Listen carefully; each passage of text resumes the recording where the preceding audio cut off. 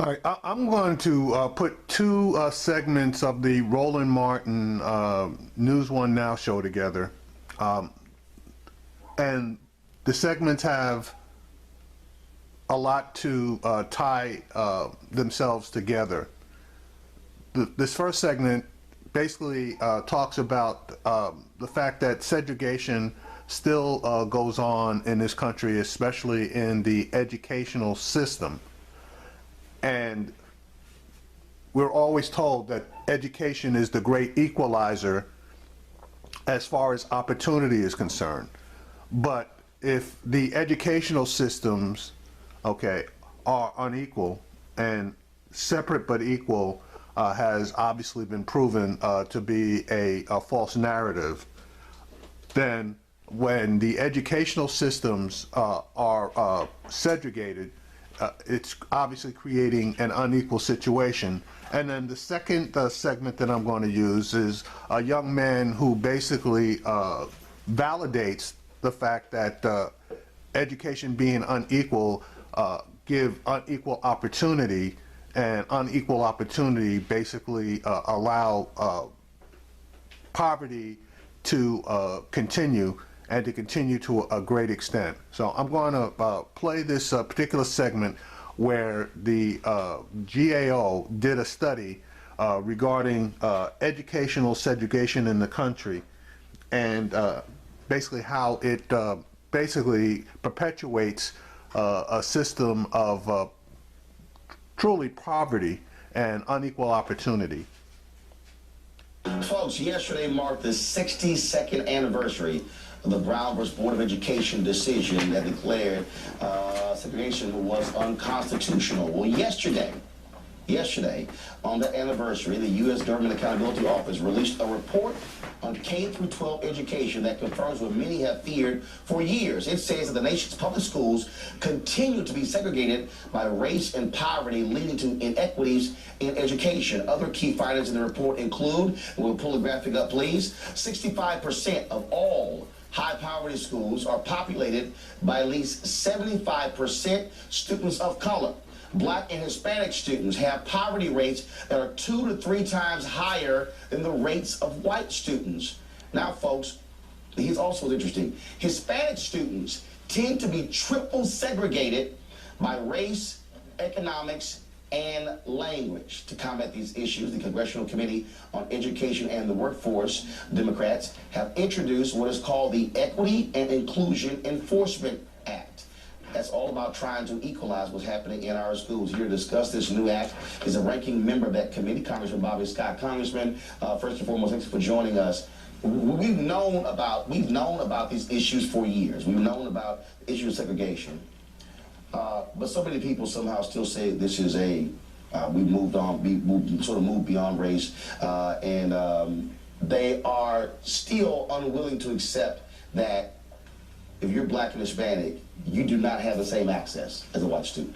Well, and because people don't believe it, that's why John Conyers, George Miller, and I asked for the GAO to investigate to see exactly what was happening. And the report which was issued yesterday showed what you and I already knew, that there is massive segregation in the country, and incredibly, they found it's getting worse. Significantly more segregation now than just 15 years ago. And so we've introduced, John Conyers, ranking member of the Judiciary Committee, and I've introduced legislation to create monitors, have each school have a diversity officer to make sure they're doing everything they can, to make sure that parents have a private right of action. You don't have to wait for the Justice Department to come in disparate impact cases, and to create within the Department of Education and Department of Justice, a diversity assistant secretary to make sure that they're following, somebody has the focus on this issue. Brown case, we've known since Brown that segregated educational opportunities are not equal. And we need to make sure that we do something about the segregation. Mark Morial, CEO of the National Urban League. One of the things that we see is that when we talk about segregated schools, what you're still dealing with, you're dealing with the reality that your neighborhoods are driven by income. Yes. And so how do you deal with this problem if you don't deal with what's happening on the income side. You're spot on. I mean, the essence of school segregation has been residential segregation. And it's a tragedy that in 2016, schools are more segregated. And I would suggest to you that neighborhoods are not only racially segregated, but they're also economically segregated more now than ever. So it takes strong enforcement. We passed civil rights laws 50 years ago. For a good part of that time, the enforcement by the Justice Department has been sporadic, depending on who the president is. I think this president's worked hard to try to enforce those laws, but it points to what we need to do. And I applaud Congressman Scott for really taking on this issue and saying, let's come up with a legislative response. Let's be proactive. Let's just sit aside and diagnose the problem, but let's try to address it. All right, let me stop it right there. Number one, Congressman Scott's got a lot of goddamn nerve. The educational system obviously does have a lot of segregation in it, but I will submit that the Congress, especially the Senate, is the most segregated body in the country. There are only 2 black congressmen, black senators in the United States Senate. That is the senator from New Jersey and the senator from South Carolina. One is a Democrat, the other is a Republican. He had an opportunity to push for a black woman to become a U.S. Senator, and I'm speaking of the Congresswoman who's currently in the House of Representatives, Donna Edwards. She had a strong chance, if given the proper support, to become only the second black Congresswoman, second black senator in recent history. The Congressional Black Caucus, of which Bobby Scott is a member, refused to endorse her, refused to support her. Instead, a lot of them threw their support behind Chris Van Hollen, who is part of the power structure. He's a favorite of Nancy Pelosi, so he's part of the establishment. So for him to start talking about segregation in the educational system, in my mind, seems to be very disingenuous, since he and his cohorts in the Congressional Black Caucus had an opportunity to attempt to desegregate or increase black participation in the U.S. Senate, and they chose to turn their backs on one of their own. In our panel, Senior Vice Chair of the D.C. Republican Party, Rep. Chittum's Lawn Victoria Burke, Managing Editor of Politics365.com, Faraji Muhammad, host of Listen Up out of Baltimore. The real question is trying to get the country to come to terms with America's racial past in order to confront its racial present. One thing that I find interesting is in America's urban centers, what you have is the black educators seeking to resegregate the schools. Because you have now, in DC, for example, you have a school just for black males. Okay. So when we talk about, segregation, unfortunately now inside the black community, there's a move to segregate the schools because the argument is that white teachers aren't culturally competent enough to educate black children. Congressman? What is your evidence for that, Ralph? I don't know. We have found that there's new segregation going on, and I don't know if you found one case. The fact is that when you have segregated schools, they're less likely to have the same kind of facilities as everybody else. Just exactly what they found in Brown, that they're unequal. The opportunities are unequal. The advanced placement courses are unequal. And as Marcus said, the segregation isn't just about race. The GAO found that it's race and class. And the strategy ought to be, rather than find some people that are violating the principle ought to be, just as they found in Brown, to end the segregation in the schools. And it's unfortunately, we're going in the wrong direction. Well, I mean, if you look at it, I mean, brother, you're talking about boys-only schools, girls-only schools. We have found, and there are statistics to back it up, that those schools actually, those students perform at higher rates versus the traditional schools where they're co-eds. And I mean, if you look at the culture of education right now, the culture of education is based upon test scores and collecting data rather than teaching human beings and cultivating human beings to do well in the next phase of their life.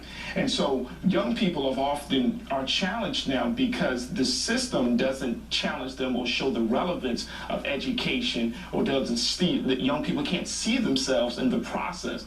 They're just being taught information and then taught to regurgitate it rather than to use their education to gain real power. So let's go, Mark. I was going to tell you, there's a fight in Washington right now today. Congressman Scott's been a leader, and that is whether the new education bill, the Every Student Succeeds Act, whether that money is going to be used by some states to replace state money, Right. and not add on. And so what we talked about yesterday in the State of Black America, we need resource equity.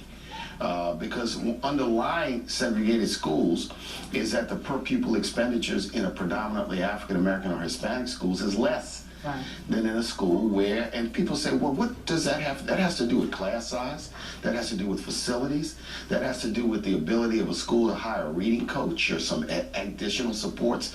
Money makes a difference, money counts. And if we want to address the challenges of the achievement gap, and also the challenges of segregation, what we need to do is push towards equitable funding so that no matter where a student is, we spend fairly equally from a per pupil basis. Exactly. Get your white colleagues to understand that this is still an issue. Well, the first issue was to get the facts, and that's why the GAO study, it took 2 years for them to complete. We asked for this in 2014. They're just getting the information. These studies just take a long time. They have to prepare, they have to plan, then they have to go get the information, then they have to analyze. It just takes an excruciating length of time. But they finally came up with the report. It finds class and racial, ethnic discrimination, class discrimination, and with that, lower opportunities. And so we have to, now that we know what the facts are, we can deal with it. Resource equity is one of them. One of the arguments now is whether the language in the bill that says you have to use the money to supplement, not supplant. I mean, it seems to me that would be arithmetic, but there's now an argument over whether or not you count teacher salaries, because teacher salaries in the high-income schools within the same city tend to be higher, and so the schools in one end of town have a higher payroll than the ones in the other end of town. That's not fair. One of the things that, this was several years ago at the Congressional Black Caucus, because I was moderating a panel of then Congressman Jesse Jackson Jr. and Reverend Jackson was there, and we were talking about education. And Reverend Jackson said then, same thing he said 84 and 88 when he was running, he said, until you get broke white folks in America to realize, because you mentioned class, if they are in the same economic situation as black folks and Hispanics when it comes to education, we're going to still have these battles where somehow they're not thinking, oh no, that's them, it's not us. So if you're talking about ethnic segregation and class, that's affecting broke white folks. And so, that's been the history of the South. And that's been the history of the politics of the South. The idea that dog whistle politics, appeals to race have kept white working class people from believing that their interests are aligned with working class and poor African Americans. You're spot on. I mean, it's in your home state, it's in my home state. It's part of the reality, and it's being played out once again in this current election cycle with the type of appeals you see, where the alignment, those who have been left behind by the recovery, right, mostly black and mostly Latino, but a lot of white people too have been left behind by the economic recovery. They're in that bottom 80% whose wages have been stagnant. And you're right, until politically there's some common ground and alignment, that would be a perfect world. I don't know how close we are to that perfect political world. So Ralph, tell me this year. So when I hear Donald Trump talk about the unemployment rate of young black folks, we can look at our education system. And so on this issue, do you expect to hear him talk about this very issue here? And does he have a plan? Do we expect this to actually be a part of the presidential campaign, where frankly both candidates have barely even talked about education at all? Well, first, I am not a Trump spokesperson. But you're the chair of the DC. So I have no inside information But he's about to be your nominee. He's Now you're about about to be to the vote party's for him. nominee. That is true. But on the economic front for school, No. I need to understand, because again, though, this is one of those fundamental issues that when we talk about economics during the campaign, you cannot talk about economic condition and inequality and not deal with education. No, you're right. So One of the points I want to make is, like, here in Washington, D.C., we have schools where the PTA dues are $200 to $500 per child in a predominantly affluent white neighborhood. But when you go to a black neighborhood, the PTA dues are $25 per child. And so for those schools in those affluent neighborhoods where those parents can afford those high PTA dues, those funds are then used to bring in extra science teachers and extra resource teachers. I'm going to ask you again, Ralph, will Republicans deal with this very issue, white Republicans who are in Congress? I think they have to deal with the education issue because education is a national security issue. That is so much bullshit. The white Republicans, their interest is in the status quo. So if anything, they are going to want to try to sweep the issue under the goddamn carpet. So, and that's what gets me about these goddamn black Republicans. These motherfuckers don't even have blinders on. They just blatantly just disregard everything that they see. It's one thing if you can't see from left to right, but if you see something staring you in the face and you still refuse to acknowledge, the truth that you can see, and everybody knows it. Those goddamn white Republicans don't give a goddamn rat's ass about educating poorer people. And that includes black people, Hispanic people, and poor white people. They don't give a shit. They give lip service to wanting to fix the problem, but when it comes time to allocating the funds necessary to fix the problem, all of a sudden they can't find the money. And Democrats are just as guilty. I mean, and I don't think anybody can deny that. Platform, and obviously Trump has no policy on anything, education or anything else. The GAO is confirming exactly what we've been knowing for at least 40 years. Exactly. Which is that, and people might call it a conspiracy theory, but this shows that there is, and this is proof that there is a plan to keep the black and brown uneducated in a very low class. And at this point, we have to confront this issue, or we're going to have another generation that's going to continue to be behind. Exactly. So, confronting the issue, what is the punishment if you don't desegregate? Does DOJ do anything? I mean, is there any real punishment if you don't follow the rules? Title VI, you're supposed to lose your funding, Right. so you can Right. coerce compliance. Who enforces that? Well, that's the Department of Justice and the courts. In theory. Well, that's why you need a private. Mississippi. I mean, Cleveland, Mississippi is in the news, and Right. now in But 2016. it went on for 50 years more. Nobody. Well, that's why our legislation includes a private right of action, so you don't have to wait for the Department of Justice. Yeah. I mean, they got so many cases they could bring all over the country, they can't possibly bring them all. And if you had a NAACP branch, an Urban League branch, that chapter that want to come forward, they don't have to wait for the Department of Education, they can just show the facts. 20 seconds, final comment. State of Black America, 40 years after the first report, some progress in education, some progress in health, but economic disparities remain as wide as they were in 1976. All right, well, you got to come back and talk about that. This was just education. All right, then, Congressman Scott, Mark Murray, with your thanks so much. All right, I changed my mind. I'm not going to add that second feature within the Roland Martin show because this segment obviously can stand on its own. And again, they knew about this. They've known about it. This is not going anywhere. If they really wanted to do something as far as making the educational opportunities for everyone on an even scale. All they have to do is come up with a formula as far as property taxes are concerned, how much money that contributes to the individual school systems. Once that's determined, a special allocation by state and federal facilities should the highest standard as far as funding is concerned, because dollars aren't everything, but they do help in equalizing the educational condition. Once the dollars that are locally contributed are equalized across the board, then additional dollars should then be allocated to the additional to all of the schools, so that all of the schools are maintained on an equal footing.